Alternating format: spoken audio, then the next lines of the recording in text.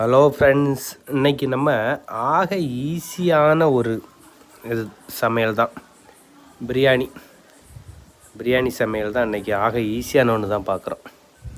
அதாவது எப்படின்னா, கோழி நம்மளே ஒரு நல்ல வெடக்கோழி சேவல், கூவாத சேவல் சொல்லுவாங்கள்ல, கூவாத சேவல் ஒன்று நல்லா உரித்து எடுத்து நல்லா அழகாக வெட்டி மஞ்சள் போட்டு நல்லா கழுவி எடுத்து அதில் ஒரு 4 பீஸ் தான், ஏன்னா ஒரு 2 பேர் தான். அதனால் நல்ல கொஞ்சம் 2 லெக் பீஸு, அதில் உள்ள அந்த தொடக்கறி மாதிரி 2 பீஸ் எடுத்து 4 பீஸ் தான்.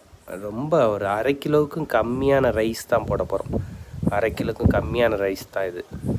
சும்மா 2 பேர்த்துக்கு உள்ள சமையல் தான். அதனால் ரெடி பண்ணி ரொம்ப ஈஸியான பிரியாணி குக்கரில்.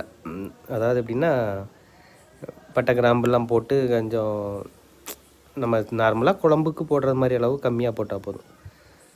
ஒரு 2 வெங்காயம், அப்புறம் நல்லா தாளிச்சிக்கிட்டு, அதுக்கப்புறம் நல்லா வதங்கினதுக்கப்புறம் பூண்டு இஞ்சி பூண்டு நல்லா தாளித்து, ஒரு 3 தக்காளி பழம், 2லேருந்து 3 தக்காளி, பெருசாக இருந்தால் ஒரு 2, இல்லைனா சின்னதாக இருந்தால் ஒரு 3 தக்காளி.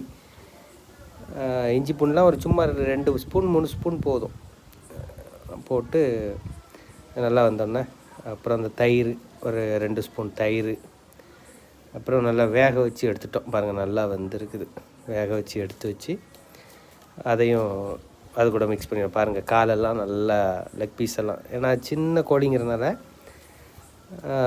ஒரு 2 விசில் விட்டாலே ஓகே தான். 2 விசில் 3 விசில் விட்டாலே ஓகே தான். 3 விசில் ஓகே தான்.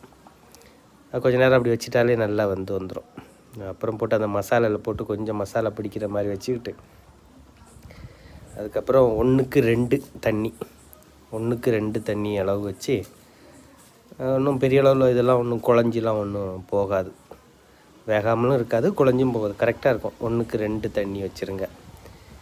குக்கரில் வைக்கிறதுனால வச்சு ஒரு 1/2 லெமன் விட்டுங்க புளிப்புக்கு.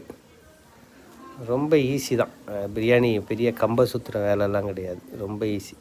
அந்த தண்ணி கொதிக்கும்போது உப்பும் புளிப்பு காரம் மட்டும் கரெக்டாக பார்த்துட்டு ரைஸை போட்டு இது பண்ணிவிட்டு, என்னென்னு சொன்னால் அந்த ரைஸும் தண்ணியும் என்ன பாருங்கள், ஓரளவு அந்த கிண்டும்போது ரைஸும் தண்ணியும் லெவலாக தெரியுதுல்ல. இப்போவே என்ன பண்ணிடணும்னு சொன்னால் மூடிட்டு பெரிய அளவில் விசில்லாம் வர வேண்டிய தேவையில்லை. சிம்மில் வச்சுட்டு ஒரு கொஞ்சம் நேரம் சிம்மில் வச்சுக்கிட்டு அப்படியே ஆஃப் பண்ணி வச்சிடணும். விசில்லாம் வர வேண்டிய தேவையில்லை. அந்த தம்மாட்டு இருக்கையிலே இதாகிடும். அப்புறம் திறந்து பார்த்துட்டு நெய் விட்டுட்டு இது பண்ணிட வேண்டியதான். அவ்வளோதான், ரொம்ப ஈஸி.